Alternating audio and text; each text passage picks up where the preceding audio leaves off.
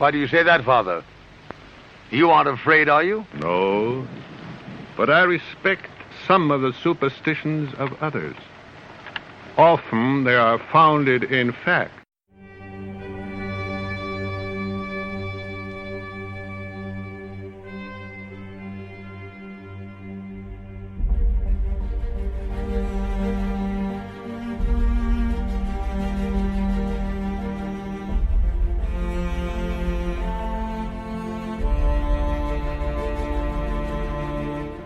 This is your time. This is your call to arms.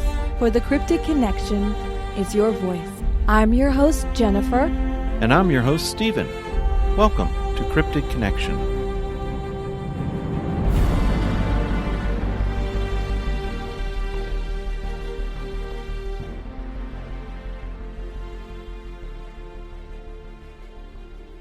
The Cryptid Connection podcast is brought to you by CryptidConnection.com, a website dedicated to you, one who has interest in all things cryptid and paranormal. CC is a place where you can enjoy a hassle-free lifestyle and community of Bigfoot pursuit. All our podcast guests are members of the website. Stop by via the internet and visit. Guarantee you will start to feel at home. CryptidConnection.com.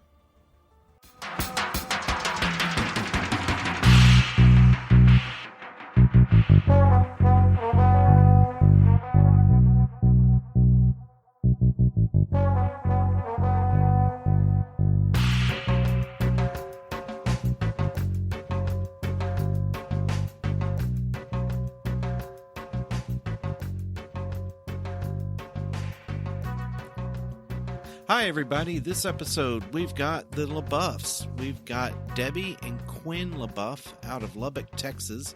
They've been Bigfoot enthusiasts for several years now. Debbie, Quin, how are you? Great. Very good. Let's see. Let's start with you, Quin. Would you like to tell us a little bit about yourself and how you cryptid and how did you get into the lifestyle? Well, I've kind of been interested in Bigfoot for several years. The first, I would call it a semi-encounter I had, was I used to be an avid mountain biker. And I was riding outside of Cloudcroft, New Mexico. It's called the Classic Race Course Trail. That's about 9 miles through the mountains and through Bailey Canyon there outside of Cloudcroft, New Mexico. And I came to this one meadow in Bailey Canyon that was it had tree line on both sides. There was a few cows in there. And I was going down through there, and I stopped to get a drink of water. And I just had this feeling something was watching me, or someone was watching me. It was just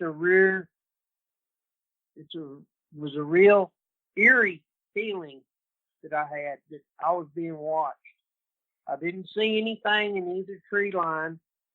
The tree lines on both sides of the trail were about maybe 75 yards from the trail. It was a clear meadow. It was a beautiful, bright, sunny day there in the mountains in New Mexico, Sacramento Mountains. And I didn't ever see anything, so I went ahead and I completed the ride. Well, the next encounter was a pretty good encounter I had down in near Conroe, Texas. I was working for a company constructing drilling rigs for the oil field, and this was in 2014. I think it was like in May of 2014. And I was going to work one morning. It's about 5:30 or so when I left the apartment. And I went through New Caney, Texas, and I turned off to go towards the yard in Conroe. And it was Highway 285, which intersected with a road called Fire Tower Road. Well, it was early. It's like 6 o'clock in the morning. The sun was just barely peeking the trees, but there was a heavy dew rise coming up out of the bayous there. Well, I was real close to the spring branch of the San Jacinto River down there. And this one landowner, he had cleared out a pasture. He still had a few pine trees in there, but he had enough grass growing so he could run a few cows in his pasture. And I was coming around this one corner, and the pickup I had at that time was very, very quiet. I mean, I didn't have loud pipes on it or anything. And I come around the corner, that one turn, and I seen he was probably about, I want to say 50 yards away. Even though it was a heavy dew rise, there was enough light I could tell what it was. It was, I want to say it was a male. I couldn't see that part of him, but anyway, he had to have been at least 8 foot tall. He did have a cone-shaped head. He had a pronounced brow ridge, and looked like he was chasing after one of the calves in that pasture. Well, it was a Sunday morning, as a matter of fact, and I had pulled up in the middle of the road, put my brakes on, put it in park, was trying to get out and snap a picture of him with my phone. But as soon as he seen my brake lights come on, he turned. There was a 4-foot barbed wire fence and a highline easement going opposite the highway of the pasture. And he turned. As soon as he seen my brake lights come on, he turned, and he's one step over that fence, and he was gone into that highline easement and disappeared. Of course, it was private land. I didn't want to go and try to see if I could get any tracks or anything, but I could see him clear enough that he had to have been at least 8 foot tall. I guesstimated he was probably around 700 to 800 pounds. I'm an avid bow hunter, so I can judge my yardage pretty good. And I would say when I finally got out of the truck, he was probably maybe 40 yards away. So I had a pretty clear vision of him. And he looked, turned and saw me, and he just turned and stepped over that fence and was gone in a flash. So to continue on with Quin's story, that it actually happened in June, the 21st, and I had flown to Houston because we live here in Lubbock, and Quin was in Houston working, and he called me, and he said, "You will not believe what I just seen." And there's a lot of houses, there's subdivisions in that area, and when he told me that he had seen, that was his first big visual of a Bigfoot. And I could tell that he was kind of in shock. So at that time, I called a very well-known Bigfooter in that area that we mutually know of the initials by BG. And I messaged him about possibilities that there could be in that area. And he messaged me back and told me, yes, that there was sightings on that particular road and that he had investigated sightings on that road. So, Quin, I had always been a Bigfoot enthusiast. I am, as most people know, a registered nurse. I'm an avid reader. I just am a voracious, sometimes I absorb and read 2 or 3 books a week, especially if I'm honed in on something. And so my first experience happened when I was 9 years old, again, in the same area where Quin was at in southeastern New Mexico. I had family that lived there, and I was visiting. And my uncle had, at that time, there was not a lot of houses at the very top of the mountain where he lived at. And he was very well known in the area as a hotshot for the electric company. So he did all the power lines, etc. And I had 2 older cousins who he had built a platform in these 3 pines, kind of as a triangle. And I decided one afternoon, in the middle of the afternoon, I would take one of my books and I would go and climb up in the platform and read. So while I was in the platform reading, I started noticing something coming down parallel to a game trail that the elk would come down and the deer use. And there was some bear. The bear at that time would come and raid the trash cans at nighttime. They didn't have the big bins yet, so everybody would chain their lids down, but the bears would roll the trash cans around. So I was very familiar with what a bear looked like, even one standing on its hind back legs. But this object that I was seeing coming down, I was just in shock. And I started trembling and shaking, and I could feel my heart beating. I must have moved just enough that he was about halfway down the opposite side of the mountain, and he stopped, and he looked like he was looking directly at me. And all I could think was, this is a monster. I don't know what this is. I had no idea at the age of 9 what this possibly could be, because I had never heard the word Sasquatch or Bigfoot except in movies. Mm-hmm. So I just was trembling, and he turned around, crossed the game trail, went up the opposite side of the game trail. But this time he was kind of pulling on some low bushes, like he was agitated. And he would take his arms and throw his arms out to the side and grab the bushes that were there. And I honed in on his buttocks for some reason. He had massive glutes.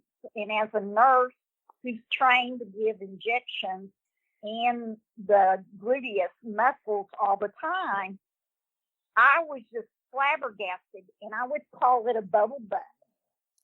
And he had these massive legs. I couldn't ever see his feet, but his color, with the way that the sun was, I would call it a reddish brown, not an auburn, not an orangutan bright red, but just a reddish brown. And he looked shiny when he would get to certain areas of the sun reflecting. He got to the top of the mountain, and by this time I had decided I was going to get down, and I was about 15 feet up in the tree, and I had started climbing down the wood that my uncle had nailed for steps on the tree. And I got to the bottom of the tree just about the time he got to the top of the mountain. And he turned and he looked at me, and I think he had light hair on his face. He had a very pronounced brow bone. I would not say that his head was strictly cone-shaped, but it kind of looked like that.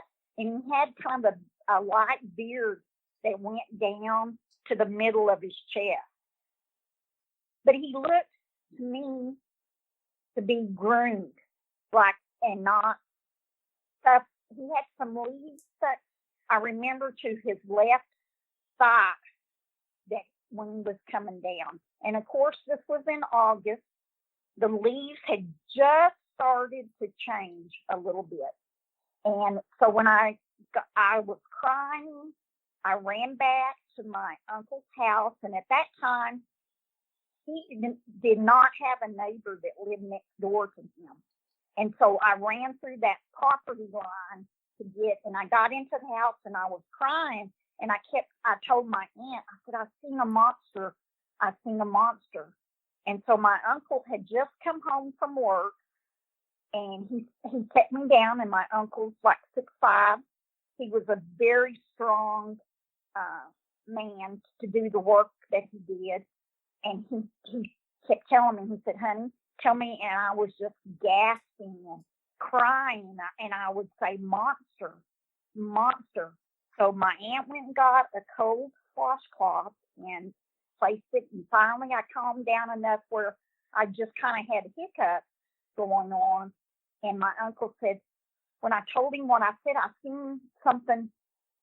It had to be some kind of animal, but it was not a bear, Uncle Rusty. I told him that. And he said that he had a friend that could come and talk to me. So I remember that he went and got on the phone and called this friend. Well, this friend was a coworker who was a Mescalero Apache. And he came to the house and he questioned me. And he talked to me.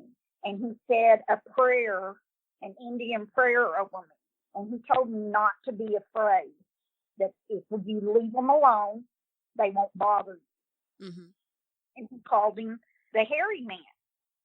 And my uncle told me a story that one time they were building a pipeline and they had to cut down, build the high line, and they had to cut down all the timber, and they were clearing this area up on these mountains off of the reservation to run a new high line in. And he seen one, but it was far off.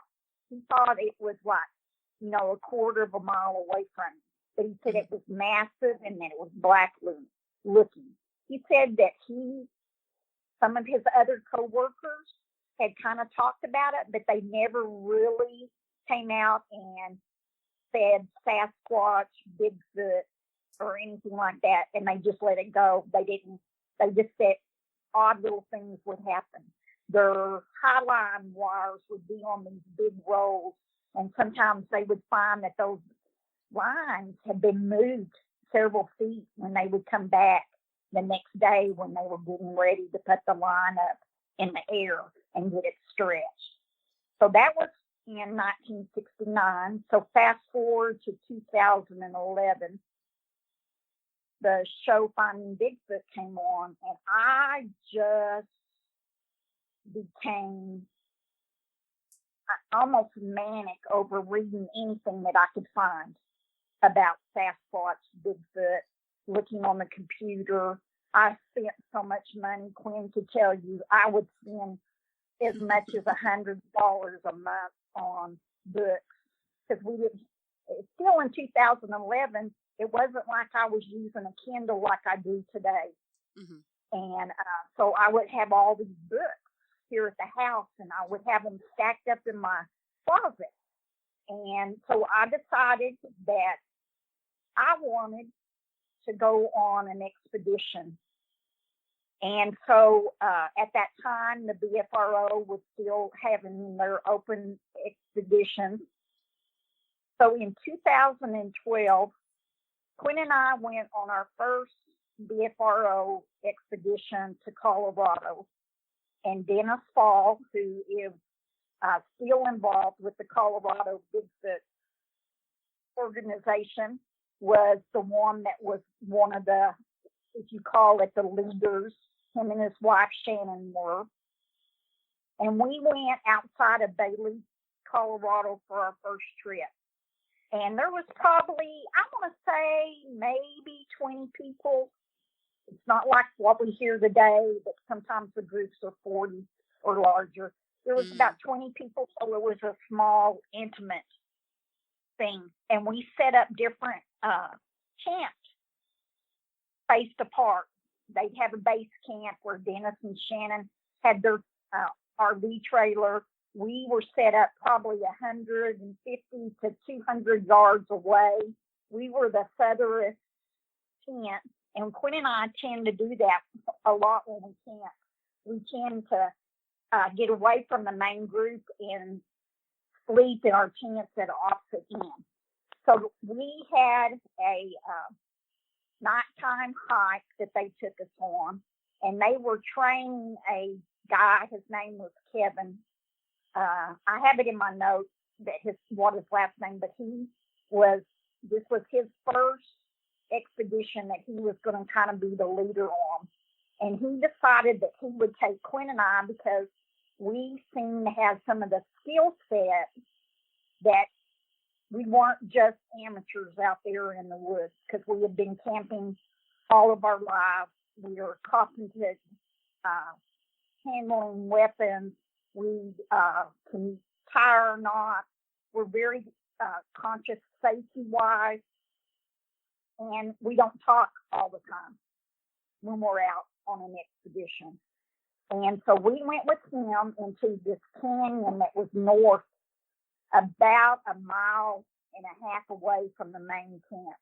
And they had scouted, they had a guy there that was a scout for them, had scouted, and he had found a lot of signs up in this canyon. But there really wasn't trails, so at nighttime we had to be real careful. And they had, like these natural berms were built up about every 300 to 500 yards apart. So we went, and once we got into this area, we decided that we were going to sit down and just listen. And Quinn and I had spent, we had our radios, our FRSs, we had our audible recorders on us, and we started hearing this whistle. It would be a real high, sharp whistle. And then further on down, another whistle would answer back. And they were like triangulating in with these whistles. And we sat there, and this went on for over an hour. And you could tell that Kevin was kind of, because they seemed to be getting closer and closer. And then Quinn made a comment that he thought he heard a grunt towards the right side of us. Well, Kevin decided that he thought we better get up and move on back because we were that far away from the main camp. So we started walking. We're totally in the black. We don't have any lights on at all. It was pretty good moonlight that night, so we could see pretty good.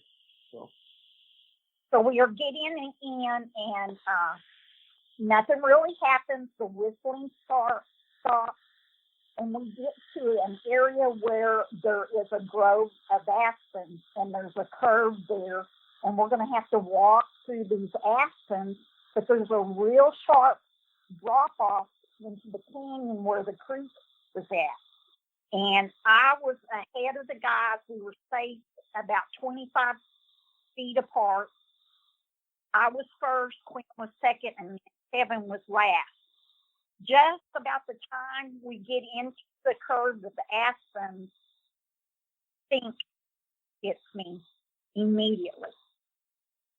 And it was such a strong smelling, like skunk, dead, and BO. And I had smelt skunks in the mountains at Cloudcroft.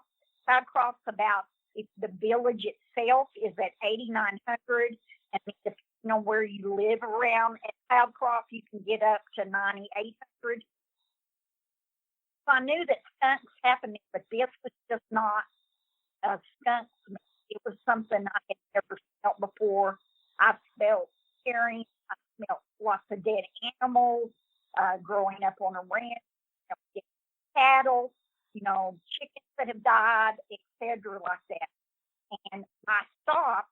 It kind of smelled like you said, a skunk mixed with a old nasty wet dog smell. It was pretty rank smelling. So I turned, and Quinn gets up to me, and I whisper to him, and I'm trying not to point over. I turn my back to the sink, and then Kevin gets up to us, and we're all kind of whispering with each other. Do you smell it? Do you smell it? And just about that time, I'm going to turn and go back where on the side where the kitchen is at, and you could hear 2 quick steps, and the smell was gone. So that was my first Colorado trip. And then we had wood knocks off and on that night that was recorded. People heard wood knocks from all over. It'd be like a single knock. And people were making comments because we had our earpieces in so that we could talk to each other and not have to actually use the buttons on the FRSs to communicate with. You could just whisper in your earpiece. And one of the other members of that group, his name was Mike, left his 12-year-old son in base camp. And there was another girl there who's probably in her 20s. They stayed back at base camp while everybody else went out. And they actually had rocks thrown at them there in base camp. And one almost hit the 12-year-old in the head. It's a pretty good sized rock. It's probably a little bit bigger than a softball size rock. And after the next morning when we scattered around, we found several prints. We found structures. We found where they had picked the rocks up out of the mud, because it had been raining. It rained on us one night while we were there, and then we went out after the rain. But you could tell where it had picked the rocks up out of the mud and stuff and was throwing them at base camp. And then Debbie was poking at the fire. Everybody else went out, and we stayed at our camp the next night. And we made a big old bonfire and everything. And I was sitting there, and I was kind of scouting around behind her and everything, looking with I have a night vision. It's a Generation 1 night vision. And all of a sudden, this rock comes flying in and hits right at Debbie's heels, right behind her. So I flashed around there trying to find where it was coming from, but it kind of, right behind our camp, it kind of dropped way down into this gully. I'm figuring it come up from out of that ravine somewhere. And we had us a pretty good fire going, and Debbie got that rock thrown at her. That just freaked me out. Freaked her out too. Yeah, because I had my back to it, and when you could hear it coming through the air, and when it hit the fire ring, I mean, I was standing on top of the big rock, because this is an elk hunter's camp fire ring where we were at. And it was just the next morning. We slept good all night. We went to bed about 2 o'clock, and then we got up about 7:30 or 8 because we knew that we had an 8-hour drive back to Lubbock. And right before we got up, there was all this calling by one. It sounded like an off-crow calling, and it circled the camp all 360 degrees around. And so that was interesting to us too. We found pictures. I have pictures of the partial juvenile print that's about 7 inches in length. you can see where the toes are at and the heel, but it's like something else stepped into it. And of course, like Quinn said, we found structures over the years, and everybody's kind of real unknowing about what the structures mean. But in our area that we go to a lot in southeastern New Mexico, we have one teepee area that has 9 outside posts, and a live aspen is the center post. Well, this last year when we went in, we haven't done much this year because Quinn's hand was injured and he's had 4 surgeries this year on his hand. So we haven't done a whole bunch of Bigfooting this year.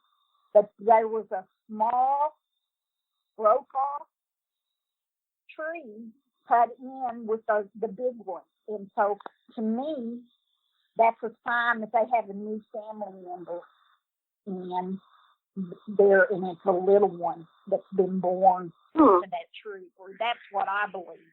Because we followed the teepee ever since 2011, and it's never changed.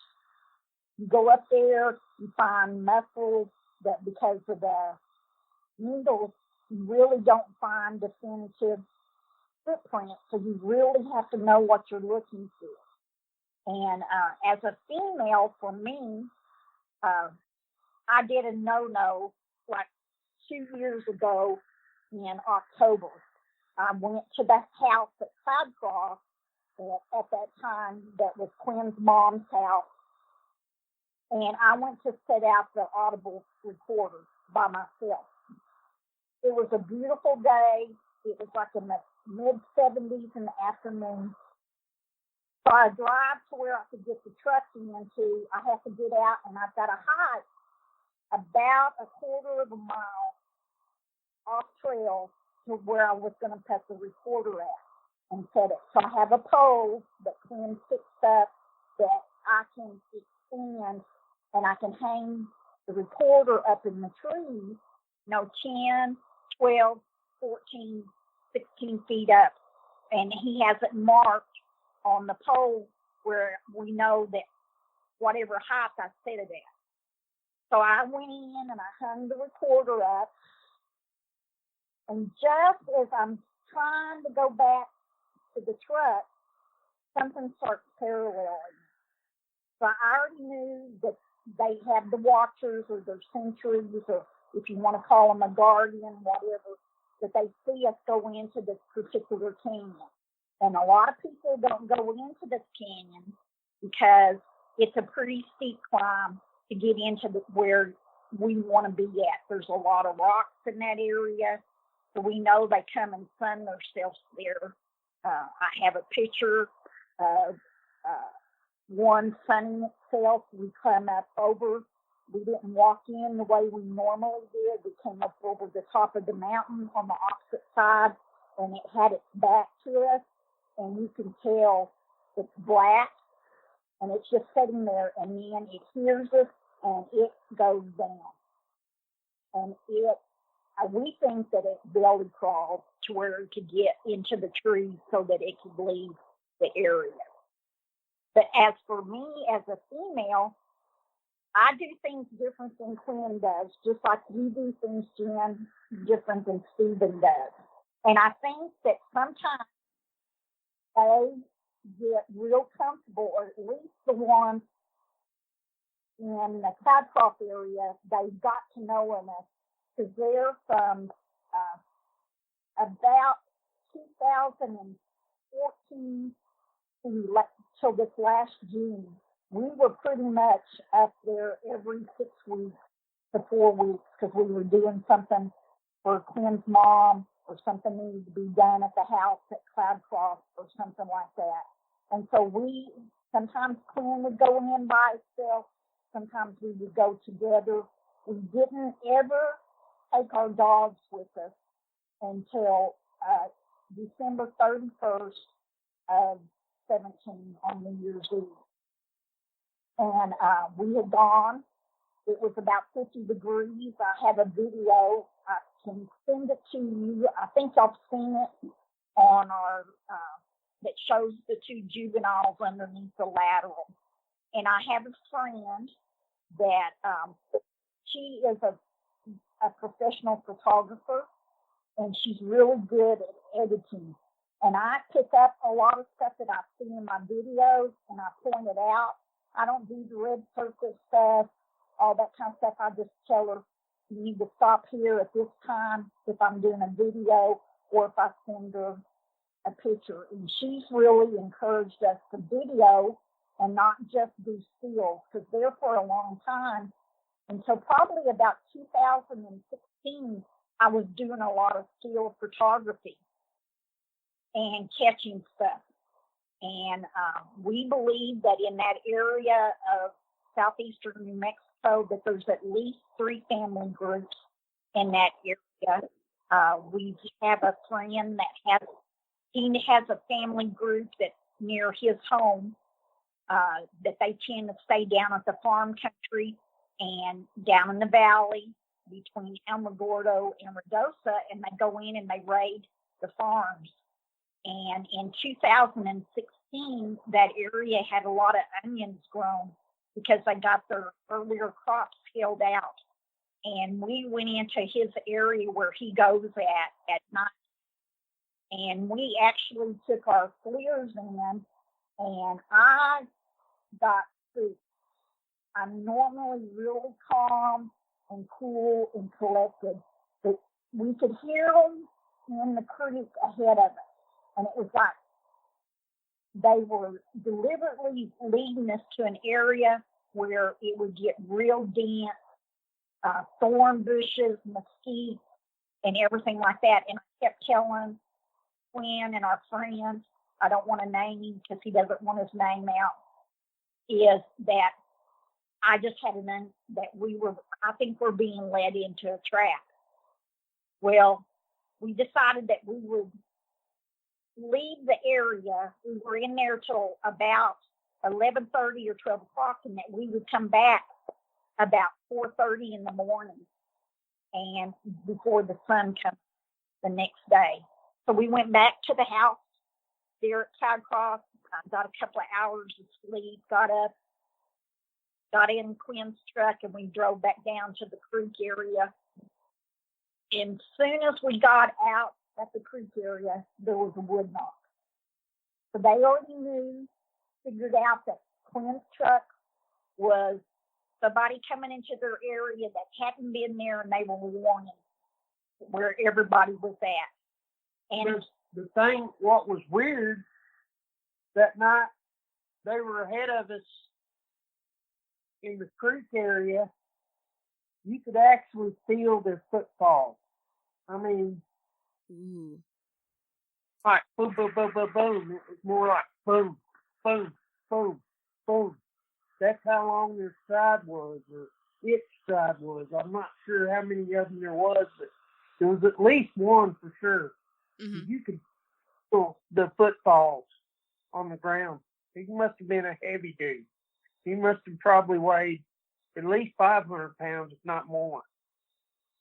So we go, and our friend, he had a night vision camera, and we had our FLIRs that we could record with, and I'm scanning the creek, and I see something squatted with something little next to it. And I mean, we're like 20 feet away from it, because I had the scope up to my eye, and I couldn't say anything. I just hit our friend on the shoulder, and I said, look, and I passed him the FLIR. And when I passed him the FLIR, whatever I was looking at, and I suspect that it was a mama with a juvenile there, got up and moved back into the mesquite bushes at the creek side. Because then he started filming with his night camera, and he caught eye shine. We got footprints in the sand that are 18 inches in length. They sunk down in the sand about 7.5 inches. And we have eye shine back up behind while we have a bright light on the footprint. And I don't like that area. We've been down there a couple of times since then, and every time that we go, I get the heebie-jeebies. We start out okay, and then probably about 30 or 40 minutes in, we'll even go and sit in this one area where there's some broken concrete at, and our friend, he's a Native American, and he's too funny. He thinks, I think he truly believes that he has second vision. And he will say, well, they're coming. And when he says that, after that, I'm like, oh my gosh. And I'll sit there maybe another 5 minutes, and he'll say something again. He said, they're not very far out, Debbie. And I said, I know it. They're making me get antsy. I said, I just don't understand why they make me feel this way. And that's the only time that I get really nervous is when we're down at this one creek. I can be up in the mountains, way back in, be back in the forest, and it be dark, and it does not bother me. But to get into that area where that creek is, I just have a bad feeling about this one particular tree. And that same night, in that creek area, they use that creek a lot for irrigation. So they have different gates they can open and close to direct the water down certain canals and this, that, and other. Well, anyway, there was a tree that was down that we had posted up against. Me and our friend and Debbie, we were letting each other use our flares and everything. And those valves are in a big concrete structure.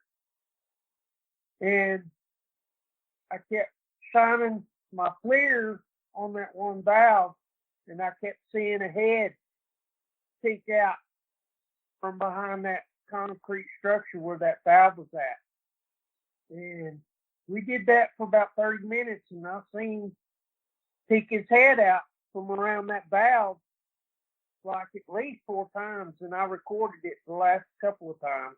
So I've still got that recording on our flare and everything. We'll try to have to send that to you also.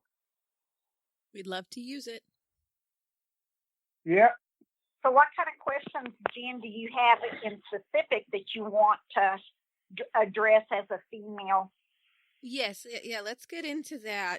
But first, I would like to ask you guys to go back a little bit to your first encounter.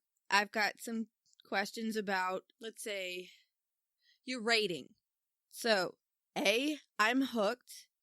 B, I'm curious and I need to know more. C, I'm scared witless, but D, I'm doing it to prove it's real and I'm not crazy. A, for me, I'm hooked. I just want to know more. I'm a knower. I don't have to prove it to anybody. But if I'm in a group that is like-minded and that we're enjoying just being together, and I'm not pro-kill. I don't think that I have to have a specimen to prove them. I'm sure the government already has. I totally believe that the government has samples of these creatures, and they don't want it to be found. And if unfortunately, say one does charge at us when we're out, we're always carrying. We usually have some bear spray with us. We have pistols. I even started thinking about hornet spray because you can use hornet spray within 12 feet instead of like bear spray will go like 25 or 30 feet. And when you do if you've ever practiced shooting bear spray, it's not always accurate when you're doing it, but with a hornet spray, you can really... It's more of a stream than a spray.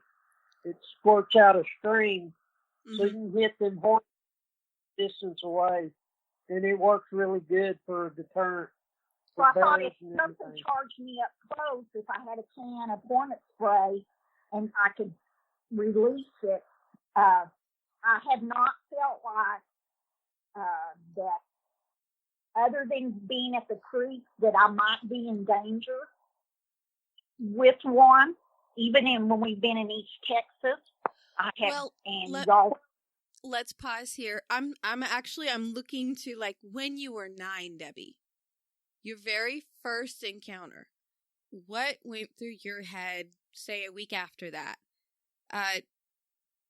Were you were scared at first, or did you want to retell the story over and over to prove it was real to your family and friends?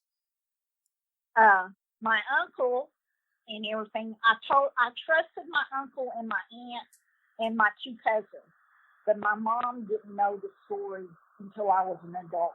I didn't talk to her about it, and so I didn't want.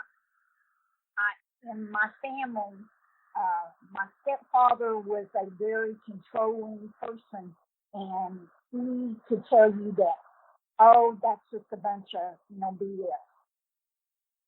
And so I didn't talk about it a lot as a child, except when I went to the mountains. And when I would go and visit my uncle, we would always talk about it. And he, this last year, in 18, passed away. And several months before he passed away, him and I had a conversation. And this was a gentleman at that time of 89 years of age. And he goes, Debbie, what do you think about your Bigfoot? You still believe that it was a Bigfoot? And he always had this twinkle in his eye and everything. And he would wink. And I said, Uncle Rusty, you know they're real. You know. And he would just have that twinkle in his eye. What about you, Quin? Do you think that for your first encounter, would you say that I'm hooked, I'm curious, I need to know more, I'm scared witless, or I'm doing it to prove it is real? It would be A and D for me, because I've had a lot of skeptic friends, and one of them lives up in Maine.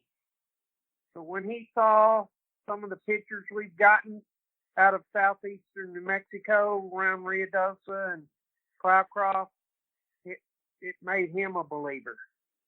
So, when I saw that one in that pasture, I wasn't scared at all. I was more curious than I was scared. And if I'd have just reacted, it took me a minute to realize what I was seeing. I said, I can't believe this. I'm seeing what I'm seeing, And by the time I finally got the truck stopped and got my phone out and was ready to take a picture, that's about how fast he was going. But I wasn't scared a bit. I wasn't afraid of him trying to come after me or anything like that.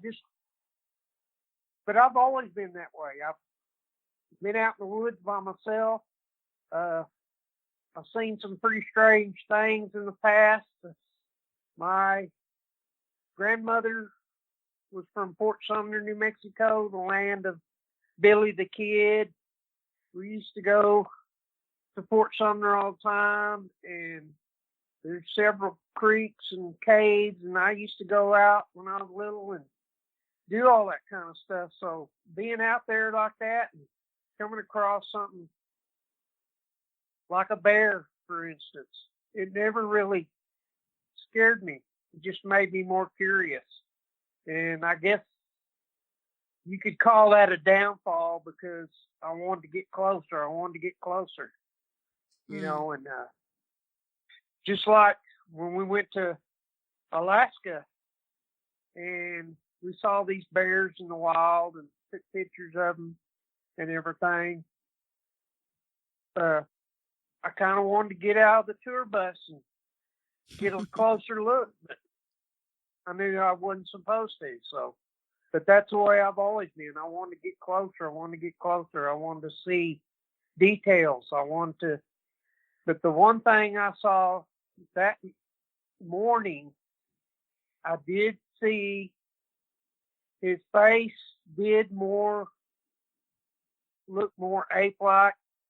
Like I said, he didn't have a lot of hair on his brow ridge or around his mouth or on his chest even. His chest was kind of bare. But his hands were kind of bare on the back of his hands also. Because he was going after that calf. I know he was going after that calf. And them other cows was just running across the pasture mooing like crazy. That's probably why he didn't hear my truck come up, because it's so quiet. But I wasn't scared a bit, you know. Like Debbie said, we always go out. We have our weapons with us, and I'm not a pro kill either, but I'll pull it if I need to. Mm-hmm. Debbie, or to protect myself, you know, or maybe try to scare it away. But I guess for me, it's I was hooked from probably about the time I seen the Patterson-Gimlin film. I knew it was possible that they were real. But with Debbie, and I read a lot, and I do watch a lot of video and stuff like that. But with Debbie, it's more of an obsession for her. And I'm so proud of her. Even when I have questions, I'll ask Debbie, and she can snap off the answers one right after another. That's how into it she is. And I'm so proud of her for the way she researches stuff and everything. She can tell you if it's a hoax or not. But we love being out in the woods. We love our time outside.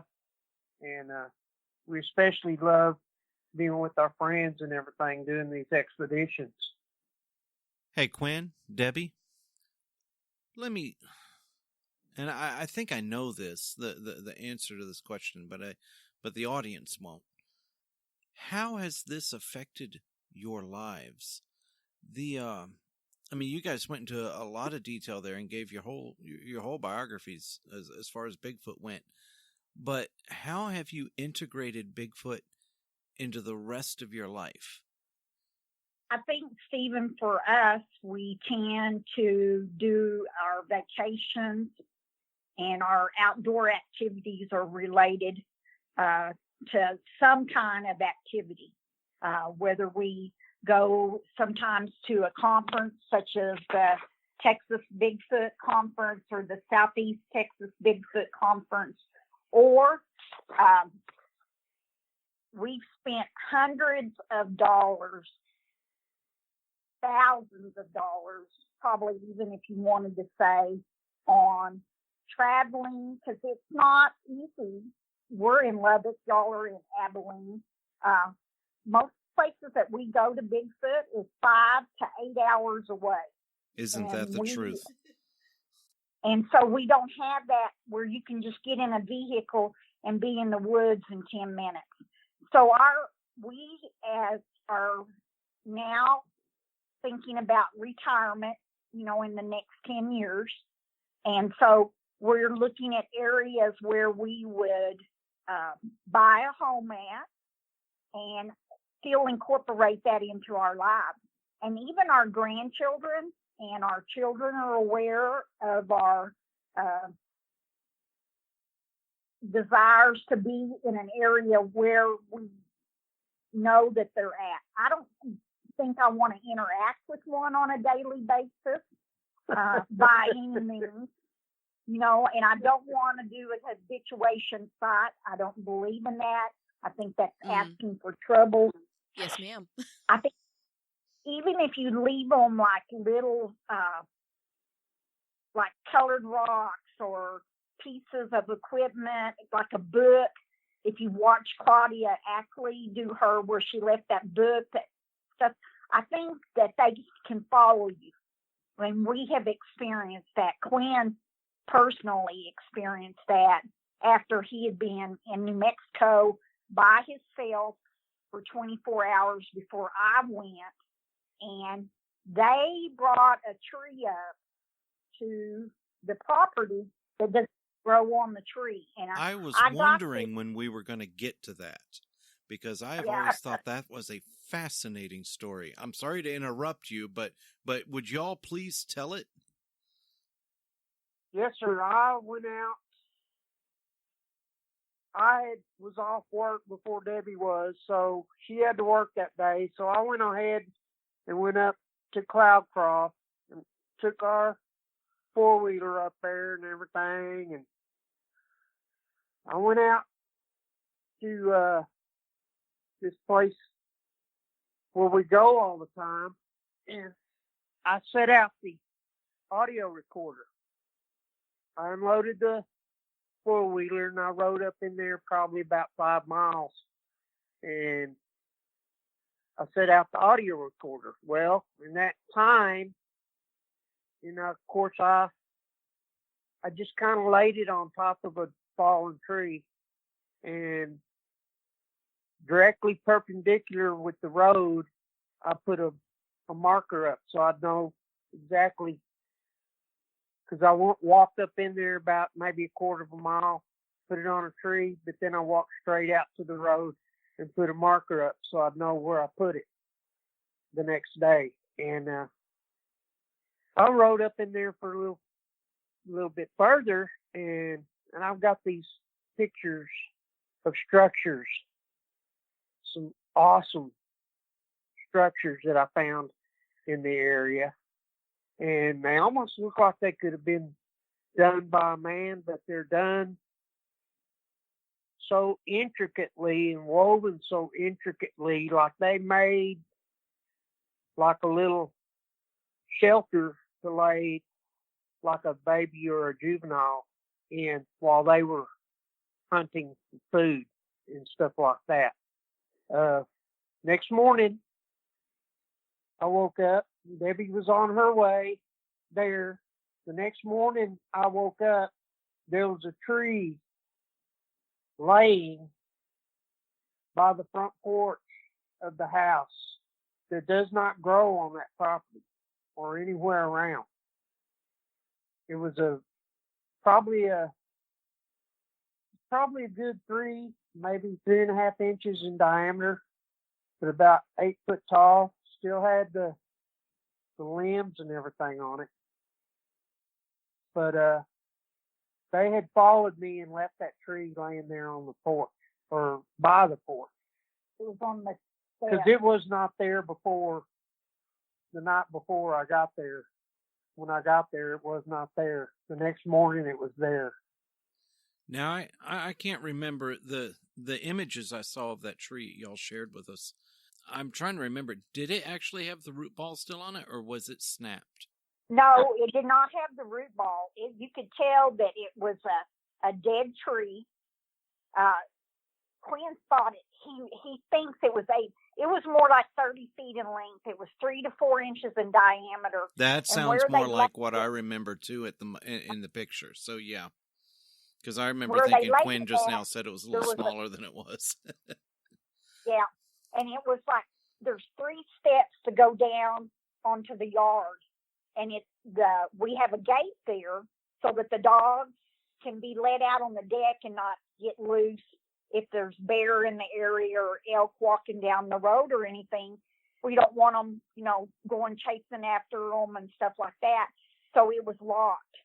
And at the very bottom of that step, it's laying on the bottom of the 3rd step there.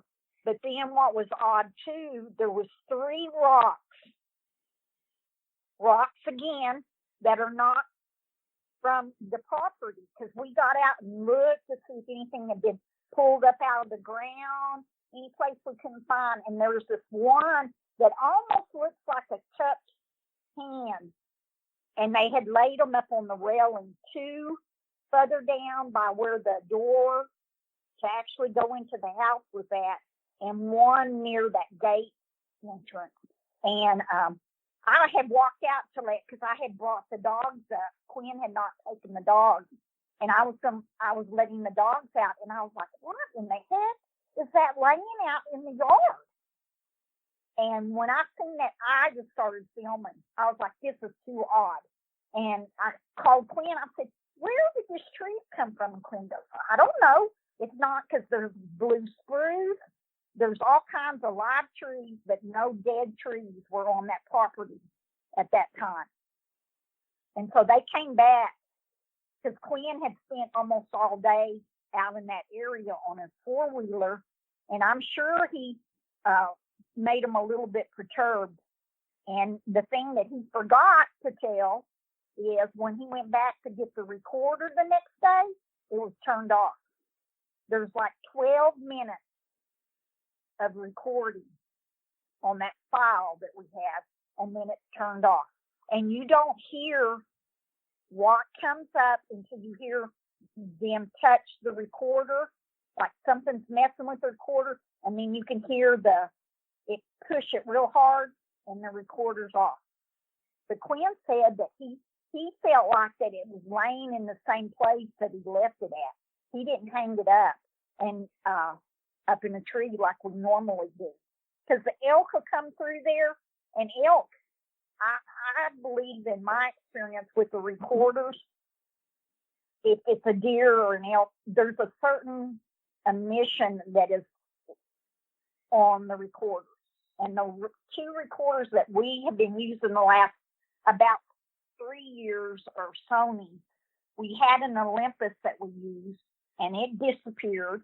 We had a trail cam up in Cloudcroft, and in our primary canyon that was to a tree that disappeared. We never found it. We never found straps or anything. So it could have been a human coming through to take it down. But it's kind of odd, because where we put this stuff at, you're not on a trail. You have to go off trail.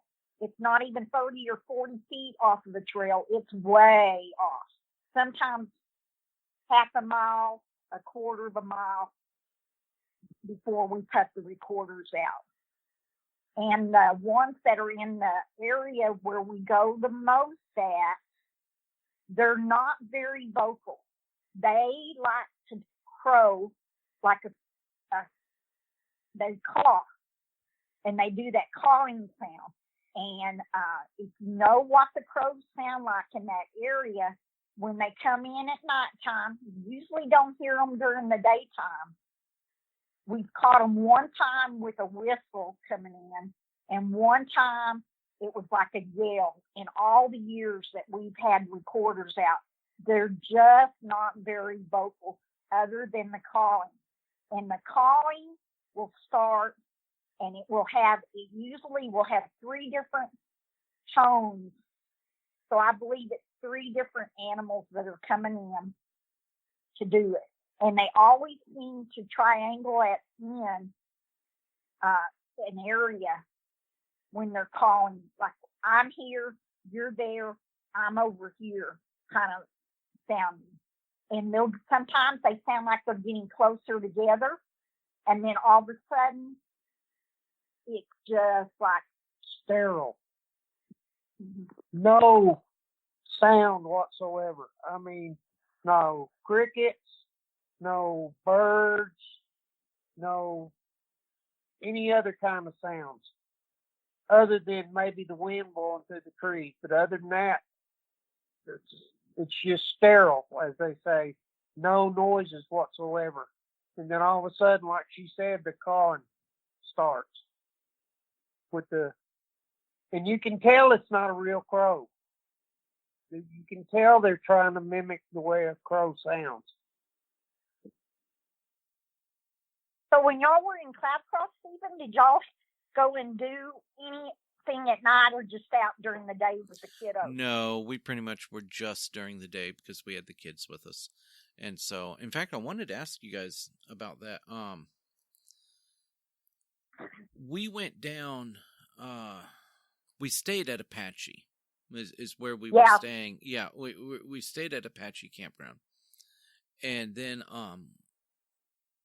we went and exploring. The first time we went down and went south of Cloudcroft, because we ended up going to Carr Canyon and going up and down Carr Canyon. Yeah, there's some wild horses back in Carr Canyon. I've not we've not seen a lot of signs of Bigfoot back in Carr Canyon because there's a lot of activity. People ride their four-wheelers back in there.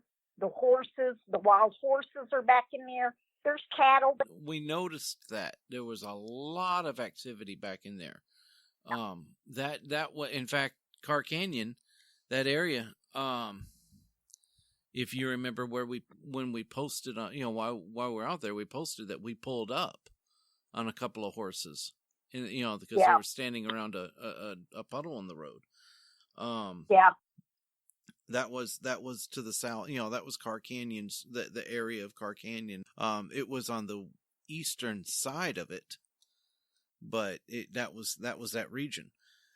Then we had the other area we went, and let me pull up a map real quick, and I can tell you. Well, if you kept going south out of Cloudcroft, like where Carr Canyon is, going over to Tiburon and stuff, there is a real spooky area that can give you the heebie-jeebies. And it's on the east side of the highway, and you're about 15 miles out from Tiburon, and it almost becomes rainforest, Stephen. It's like the topographic. If you get a map out and look, there it is. I've got Tiburon. Now, you said about 15 miles north of Tiburon? Huh? Yeah. Okay. So there's some dirt roads. We just know which dirt road to go down in. It gets real dark. There's a lot of moss hanging from the trees. It almost gives you the vibes of South Louisiana around the Chapala Bay area. If the people that know the Forest Service people in that area, they say that area gets a lot more rain than any of the other areas. Yeah. There's creeks through there that usually have water in them that is clear year round. We have been back in that area. I've never gone at night because, like I said, it gives me the heebie-jeebies. But we've been back there in the daytime, and it's just got that feeling that something's there. Yeah. But it's so dense, and it gets so steep back in there. And if you slip on some moss or something, you could fall and break a leg real easy climbing up on those rocks. Right. But I think they kind of sometimes back in that area, the area that is, where the railroad, the trestle bridge is. Trestle is. You go Canyon trestle. Yeah. You go down curves, and it's before you get to Bailey Canyon. There's a road that you can turn off, and a lot of people hike back in this one area, and they camp back in this one area. You can take that road all the way down to Alamogordo, going through La Luz. We did that. We actually took that route because we took it to La Luz because we were going to go. We were looking to go to an orchard that was down there, and that was a whole nother adventure right there. But yeah, I loved driving through that area. They hang out in that area. Really? And yeah. You see, I really didn't think of them being on the western slopes.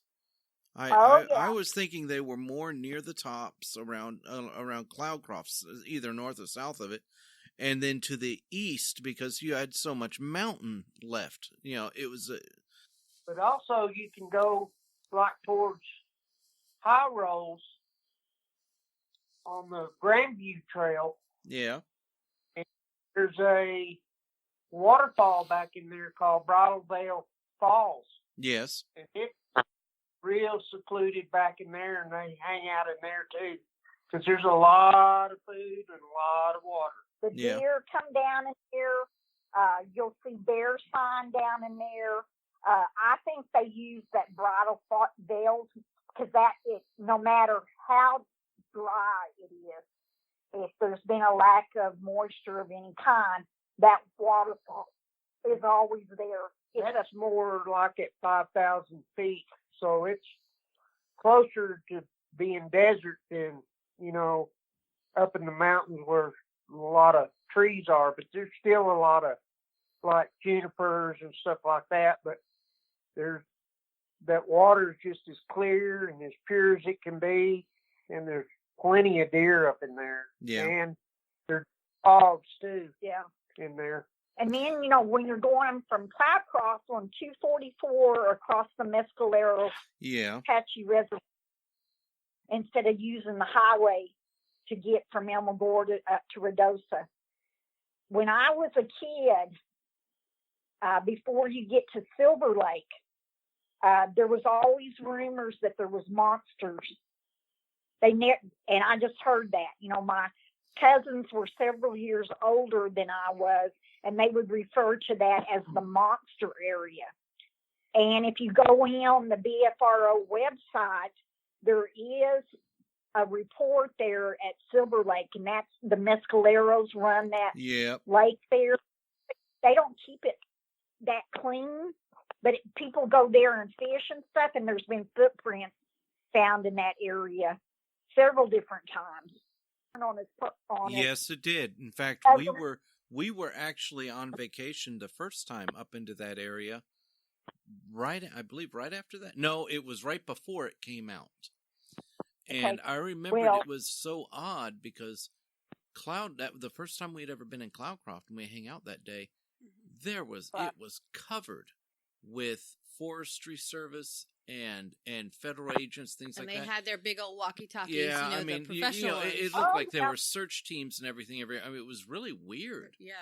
And, well, we have friends, and they told us, our friends did, they don't work at Sunspot, but they have a personal friend that works at Sunspot, that was a cover-up.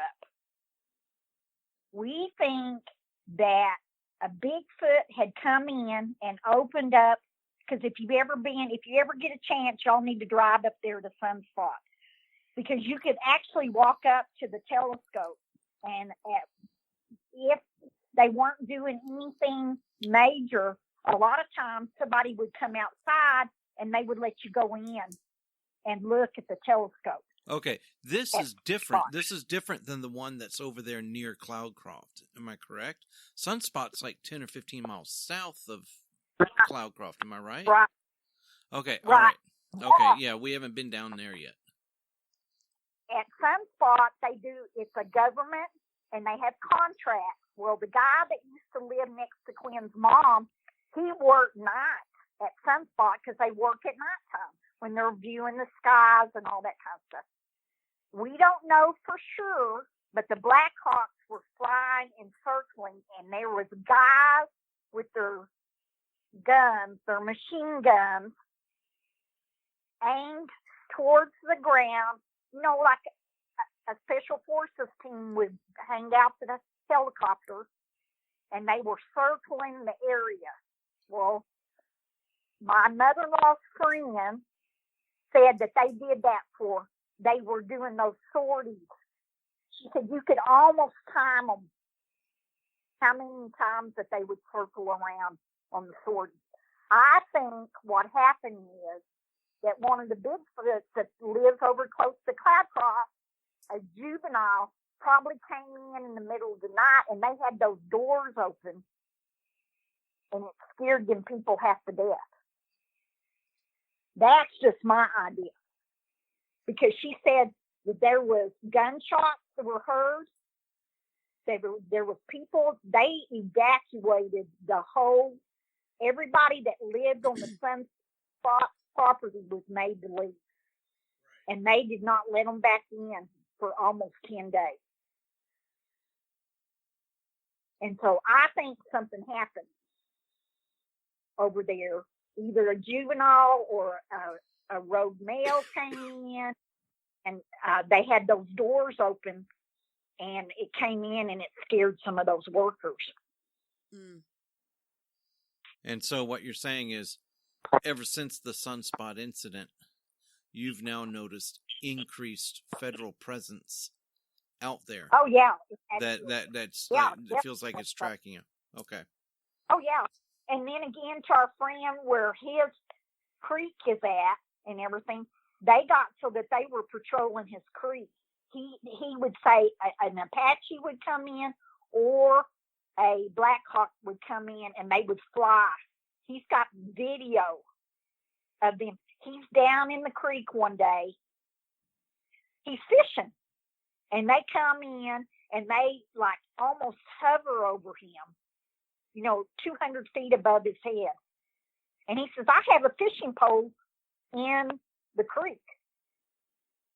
And he said they sat there for 3 minutes, and he said he looked up at them and he waved at them and he thought they were going to move off. And he said, no, and he said, so that sand started circulating around and he was getting pelted. And he finally got up and got in his truck and left.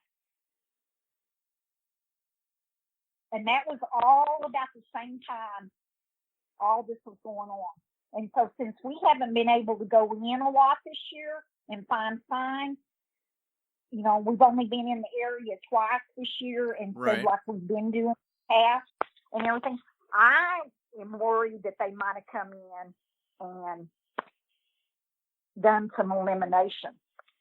But we don't know that because we haven't been able to get in to the area where we need to get at and really hunt for signs. Because if we were to take y'all back in and show you signs and everything, where we caught the juveniles underneath the lateral tree, I really believe they wanted us to see those two juveniles. We were within 50 feet of them at one time. And you don't get close to those little ones like that. No, you don't. They get them. They move them. They do some kind of maneuver. They either get the guardians or whoever's babysitting, they get them out of the area. But we walked in and we walked out, and that second part of that video where they're underneath the lateral, I've seen that one move back just like a toddler would on, how they squat, and they have their buttocks on their legs, and it walked backwards. And I was just staring at it because we were 50 feet away. And I thought, there's got to be an adult. There has got to be an adult here someplace. But again, it was that time that it was sterile. We didn't get no sounds. And then after that little one moved back and everything, like within 2 minutes, we could hear crickets again, the birds, the cicadas, all that kind of stuff. So they moved them over because they could go to the east part of the mountain and go down into another little dip there and be up the side of another mountain real quick. Right. And I felt like that was their nursery area. We had been back in there 2 other times, and almost both times that we had been in that area, we know that they set up on this one hillside and watch the elk hunters. So elk season's coming up, and I told Quin, I said, in October, we need to try to go in there, and if we can, stay at that elk hunters camp and see if they come in, because we have found twice up on the hillside where there's been green boughs broken off, like they're sitting there watching those guys down in the bottom of the canyon where they had that big fire ring up. Because they have a clear view up on that mountainside, and you wouldn't see them at nighttime because we don't have the vision to see them and everything. But New Mexico, I feel like the population's growing. Our friend, he does too. And then we talked to some people over out of the Las Cruces area recently. And this guy has a law enforcement background. And they have been having some incidents have been in that area because Las Cruces is a big farming valley that now, and it's irrigated farming.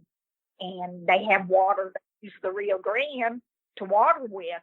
And so the animals, if they get pushed out of one area, they're always going to have, they got to have a food source, a living a water source, because I do not think that, I think they try, my belief is that they try to avoid drinking stagnant water. That doesn't mean they don't go in stagnant water, but when they're drinking, they like the clear water and stuff.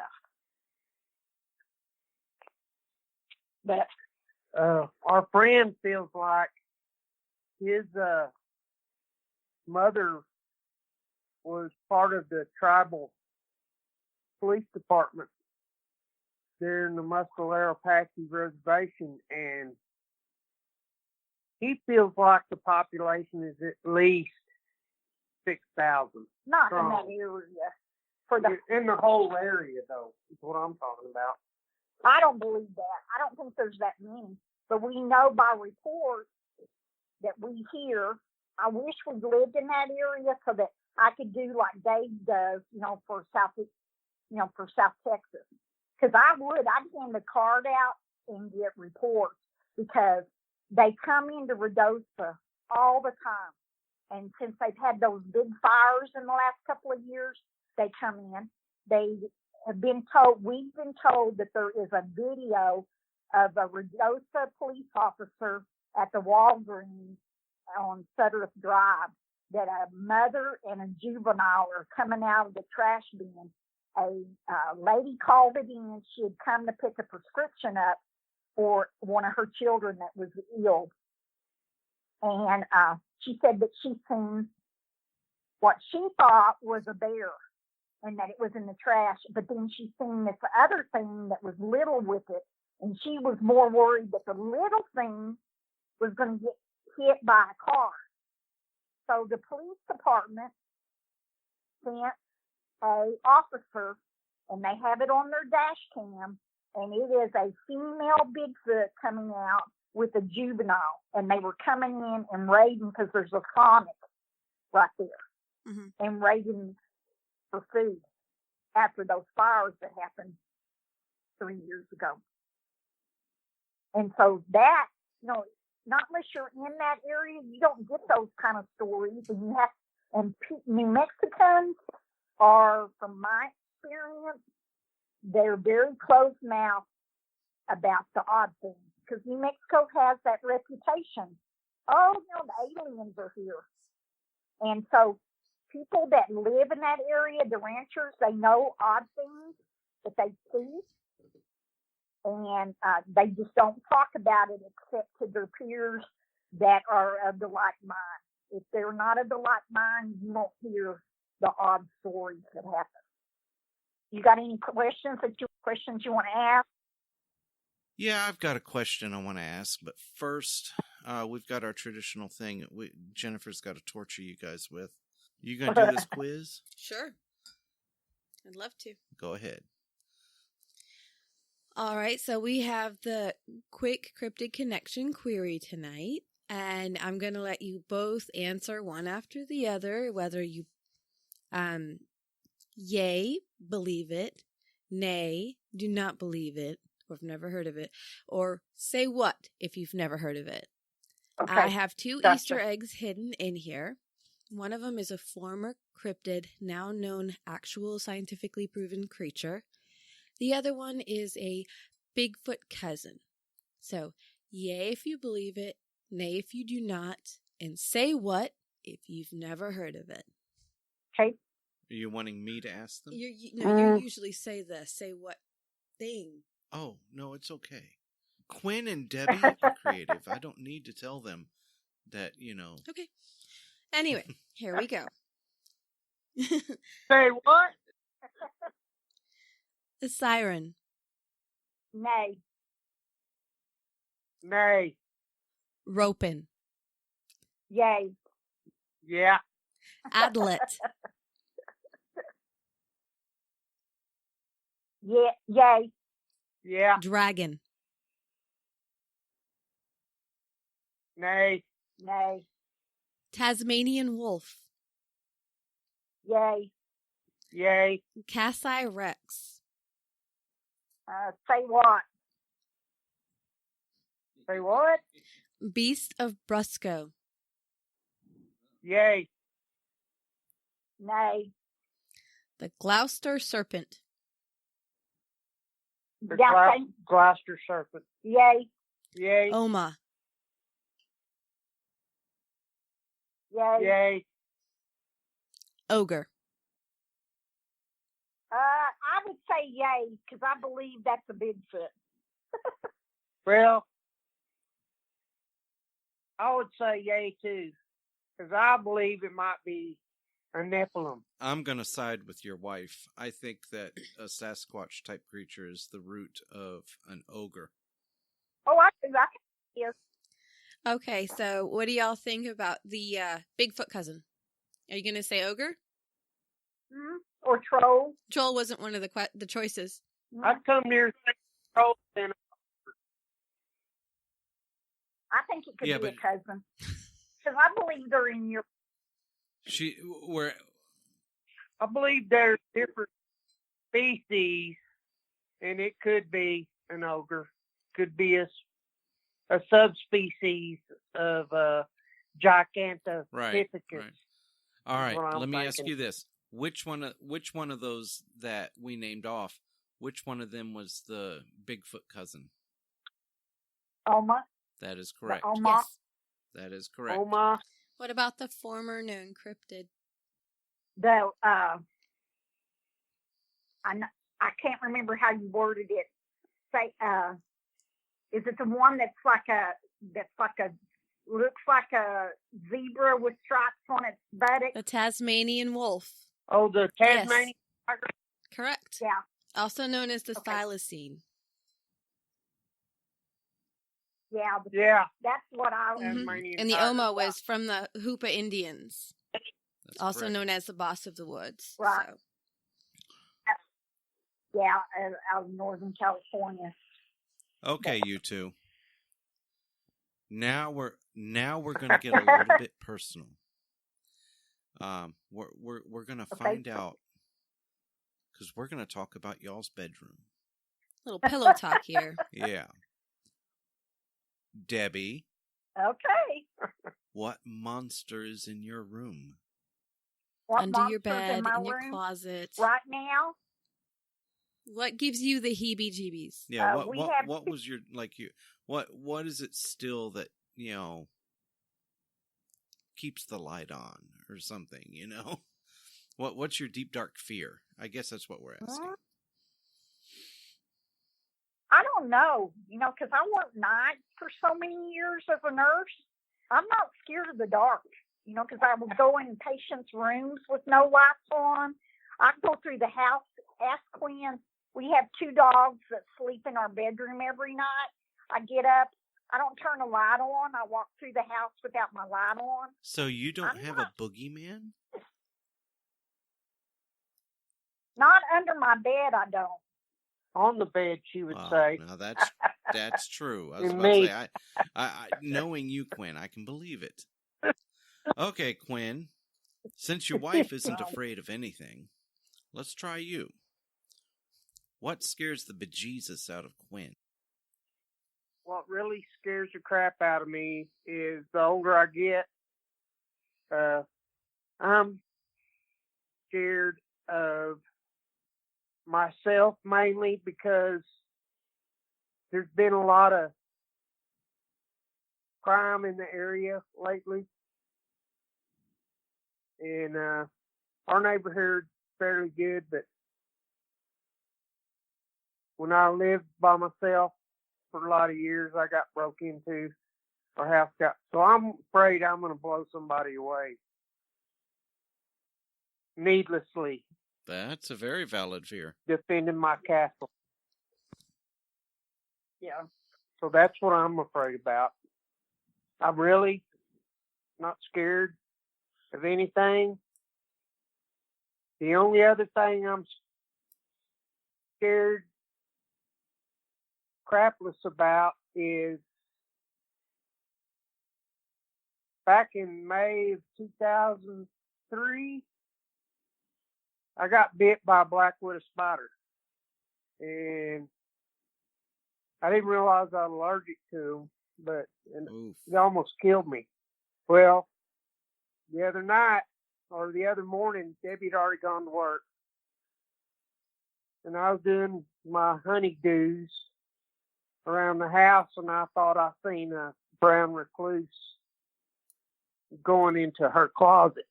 So that's what really scares me. Cause Yeah, he don't like I had spiders. a truck. When I worked for Walmart, we had a truck driver that was on his 8-hour break in his bunk in his truck, and went to put his boots on, and he got bit by a brown recluse that had crawled up into his boots. So bugs I hate bugs, but I hate spiders mostly since I got bit by that black widow that time. That's what scares the crap out of me. I can definitely understand that, you two. But, you know, Logan and them have been snowing them snakes, him and Jeremy. They can keep them. I don't care if it's even just a water snake. You can keep it There away we from go. them. She confesses. Been bit, you know, Debbie's been bit twice by a rattlesnake. So when she was younger. Well, she's beating me. I'm, knock on wood, haven't been bit yet. Oh, but you're right. You're right. Logan and Jeremy and them, they can keep the snakes to themselves, you know. You should have seen the snide comments Jennifer was texting to Logan because of those pictures. So Tell you, I could be real wicked too about it. I could tell them some dirty words. I was pretty much there. That would be dirty for at that point in time.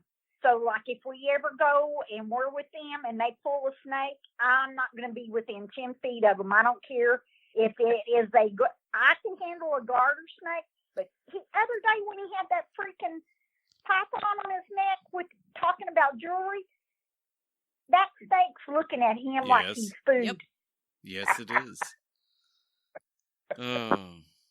And it wouldn't take much that it could have strangled him, and then he would be up the creek. You know how them youngins are. Oh, I'll tell you what. Inexperienced. And what is just as frightening is the certain young one that we're talking about that had the snake, you know, wrapped around him. I am very soon here gonna go get lost with him for about 4 days. And so, tell me about it. This is Logan's this is Logan's baptism of fire that's coming up. But I'm keeping it off. We're not mentioning it on the air. We're not mentioning it on Facebook or anything. But we're going to be out in the woods in next week, and you know for about 4 days. And so first part of the season, and you know we're just getting cool enough, so we're getting out. But anyway, we digress. Hey. I'd like to get out there in that Mineola area. We've never been in that area. We've been pretty much on up and down the Sabine, but we had never been in Mineola. It was interesting. It was actually fairly interesting when we went out there. There's a nice little area that they've got. It makes a good base camp. I do wish the preserve was physically larger. Yeah. It's not as large as I thought it would be. But that's just the physical boundaries of it, you know, the fence line and everything else. The wood, you know, the forest region that it's part of and everything else, that's huge. And of course, true to form, the Jameses going into it for the first time got followed by a cop. Yeah, you know, we brought the feds in again. As always. Oh. If there is a cop within 5 miles, he's going to find us when we're out in the woods camping. Never fails. Tell you what. That just, you know, that incident last year that happened with us, that kind of gave me the heebie-jeebies. Because, you know, even with all the times that we've been down in East Texas, we've not really had to deal with any of the officers. No, you guys had actually remained remarkably clear. Yeah, and everything. So we've been fortunate on that. But, you know, we know what's happened to everybody else and stuff like that. And so we just, when little things happen, we pay close attention, and we just like, okay, this is, we make a marker to ourselves. This happened. This is unusual. It might be a fluke. It might not be a fluke. But it's just like the last year when we went to Oklahoma. For the last 5 years, after the Texas Bigfoot conference, we would always go to Oklahoma for a week outside of Broken Bow. And, we always have activity from the first time, even in heavy cabin area, we had activity. Yeah. And it just blew us away.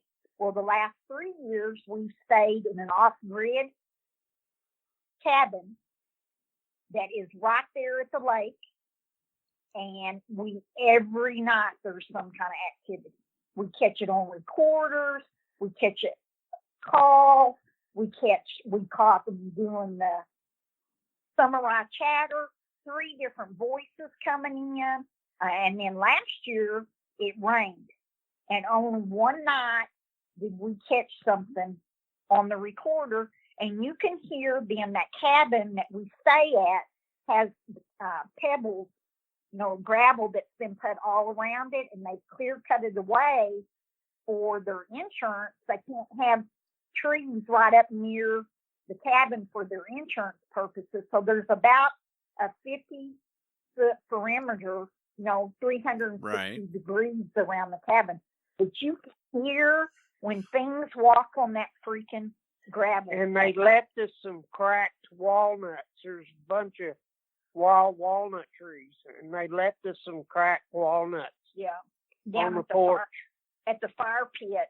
They sit down there on the recorder. You can hear them. They're hitting those walnuts and cracking them and eating them. Then we got up that next morning to leave, and we had spent 4 nights. So this was our 5th day, and there was all those cracked walnuts on the very bottom step of about 15 steps down from that cabin. Not anywhere else, but at the very bottom step. But you could hear them banging those walnuts on the 4-wheeler trailer. I mean, you could hear it plain as day. Yeah. Dink, dink, dink. You hear another one. Dink, dink, dink. Cracking them walnuts on the trailer, the metal of the trailer. But we've had some weird things. We keep going back and forth in the area. We would like to retire in that Cloudcroft area or over at Broken Bow. But Broken Bow, in the last 3 years, the property prices have gone through the... Oh, Cloudcroft is so much prettier, if you ask me. Yeah, I admit there. Well, that's my stomping grounds. My uncle lived there, and he retired there and he died there. And we, as kids, we ran all over those canyons, back and forth, before there was a lot of houses in there. And so I knew where the wild strawberries grew at. You would find the blackberries, all that kind of stuff. Well, most of that now, where Apache's at, there used to be, before that was Apache campground, there was a huge area of strawberry patches down there before the forestry service built the Apache campground. And we would walk over from my uncle.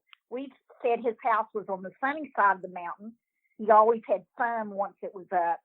And we would leave and walk all the way over there to Apache. So it's probably, almost 2 miles from the house. But, when you're kids and you're like 7, yeah, 8, you've got the 9, energy. It 10 doesn't seem that far.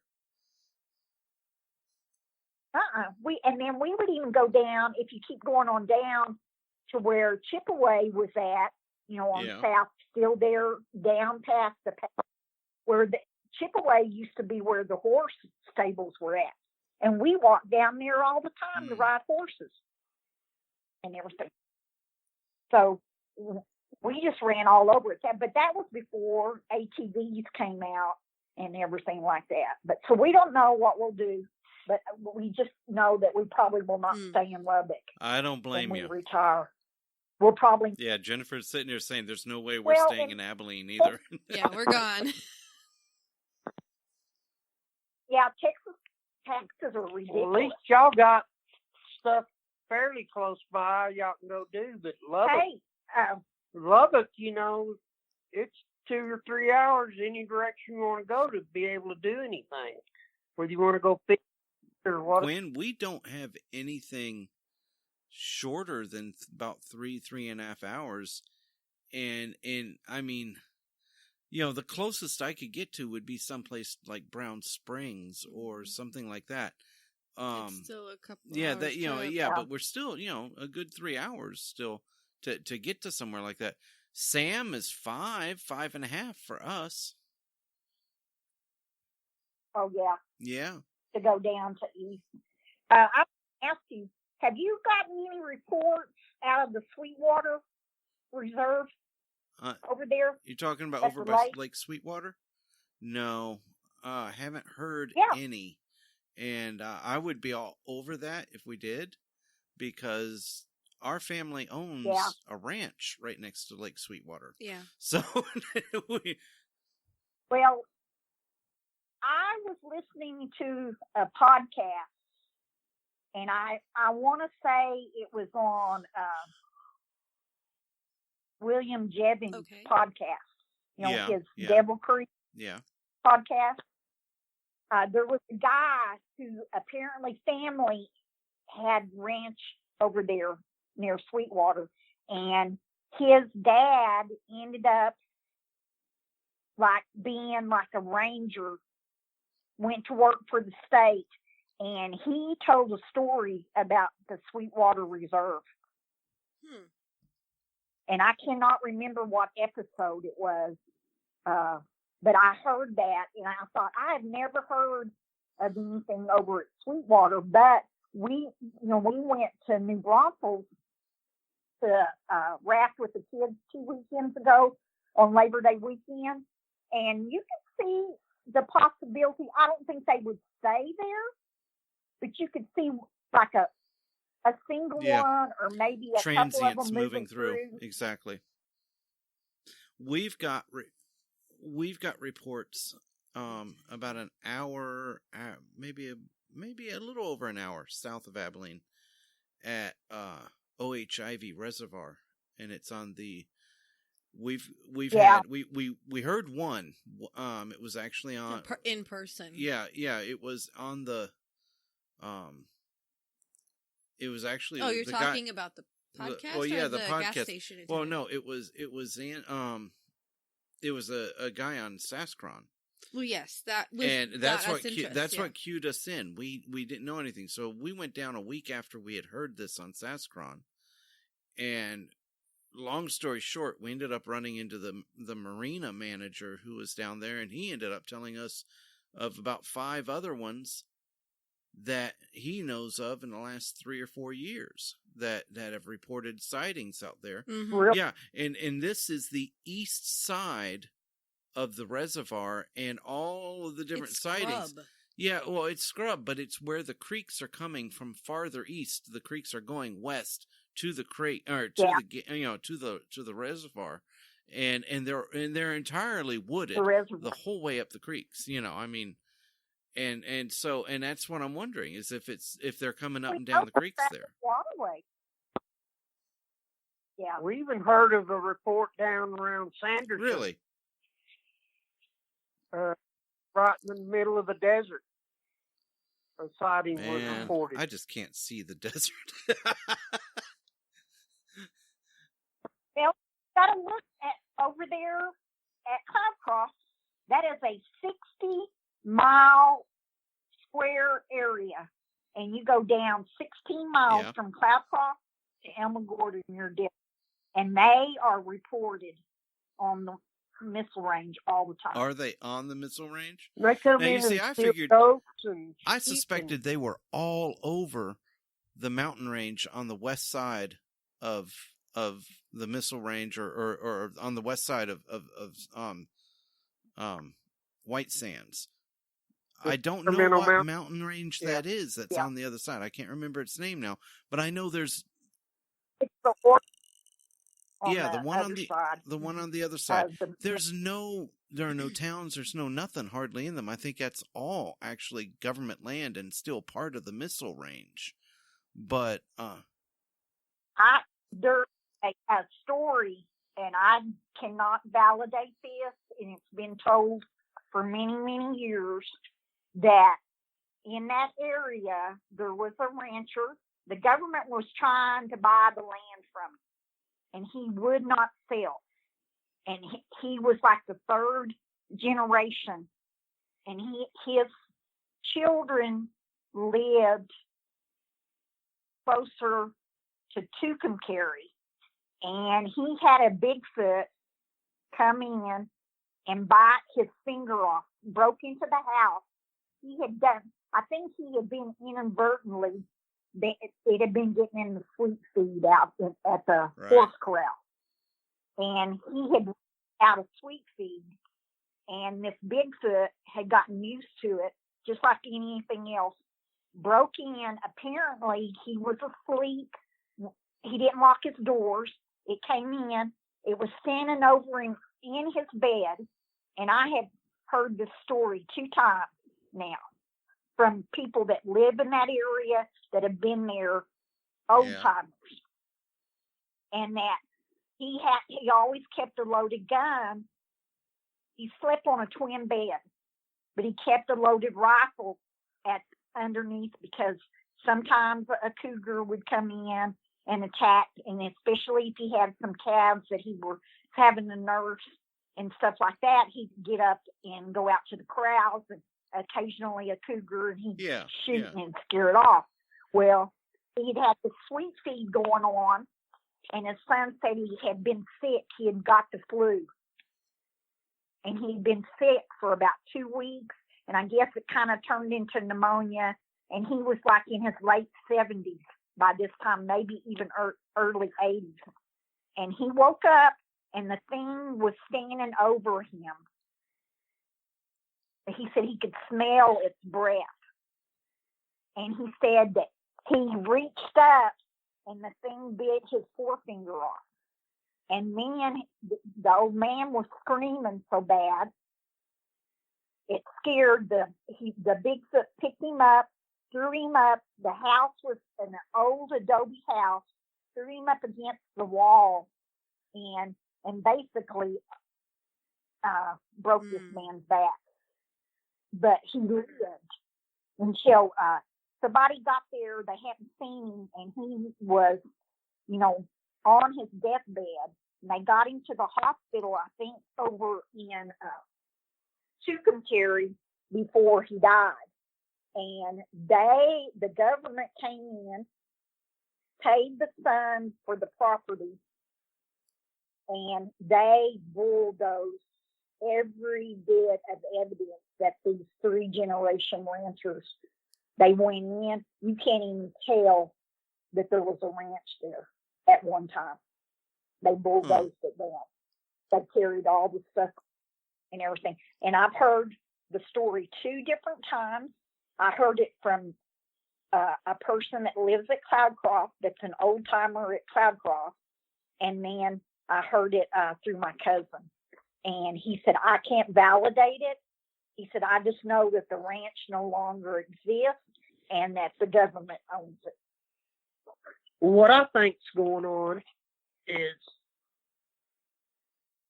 especially in the forestation areas like Cloudcroft used to be. They're not that anymore, but they used to be. And the area around Broken Bow, Oklahoma, where we go and stuff, there's still heavy forestation going on.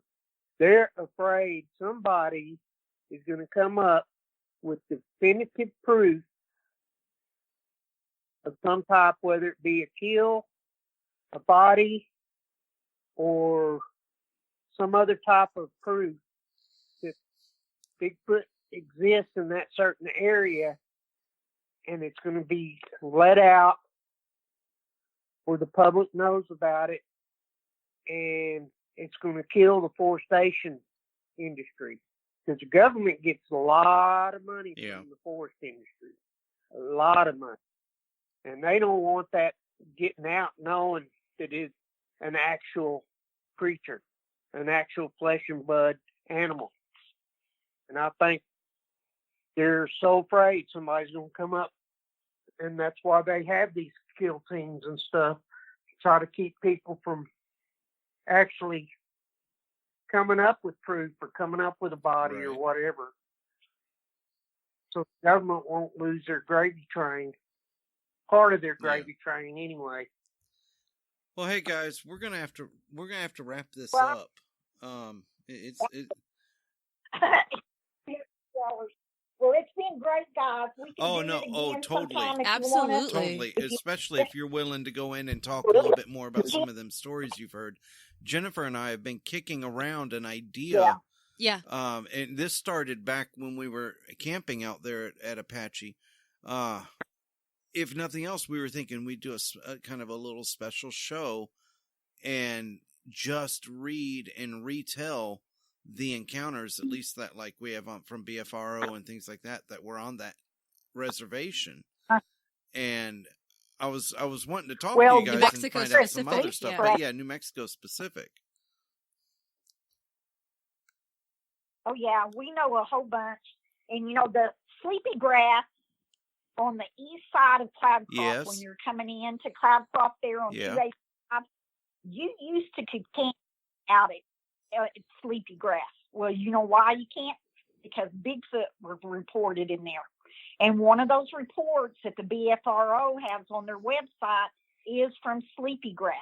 Now, sleepy grass 2, that's on 244, you know, you can camp overnight over in there, but you can do primitive camping back in all that area from there at the trestle back into Bailey Canyon and stuff. And it's not bad. There's some nice we saw lots of places. It's just we saw lots of places we'd love to go camp. But and that's the thing. The last thing we want to do is be in a campground.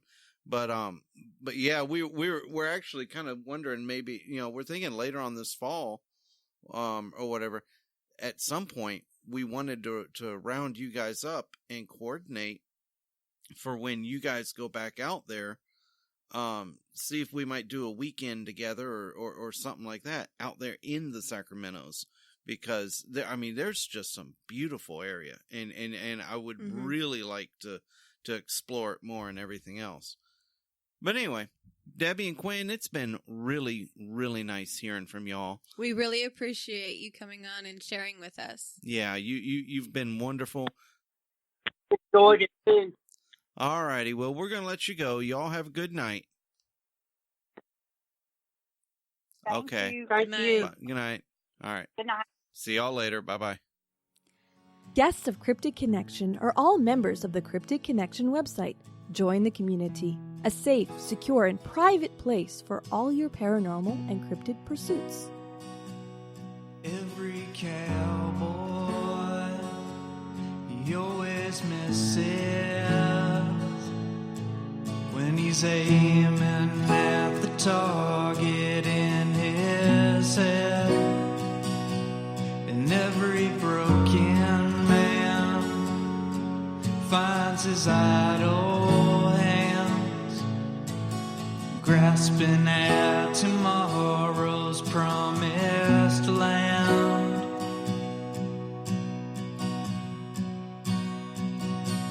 And I've been thinking about running, and I'll get out on the town just for myself. And that's when I saw her, and she looked right through me. And when I said I do that day, I really do. 'Cause every cowboy, he always misses his shot when he's aiming at the target in his head. And every broken man finds his idle hands grasping at tomorrow's promised land.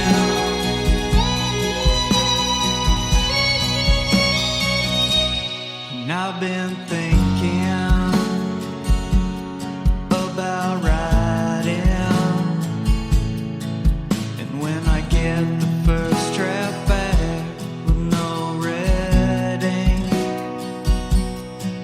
I've been thinking to do my best work. Yeah, I've gotta leave this town to find my way. And when that plane touched down on that island town, I knew that my life's work was in their hands.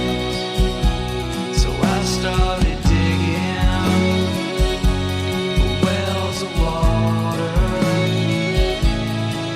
and I'm a hero in their eyes. It's clear to see.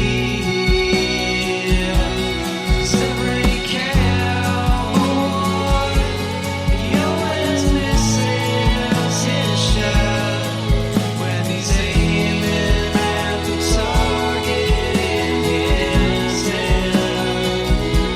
And every broken man finds his idle hand, grasping at tomorrow's promised land.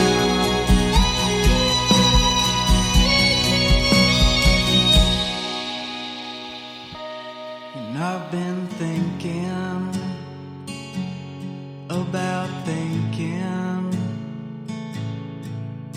about the time that I have wasted sitting here. 'Cause I've been thinking that all this thinking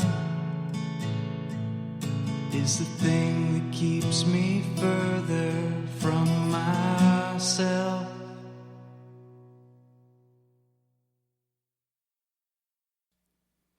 The music and soundtrack for the opening is from Epic Film Score by Alex Kaskin. The closing credits are Every Cowboy by Cellophane Sam.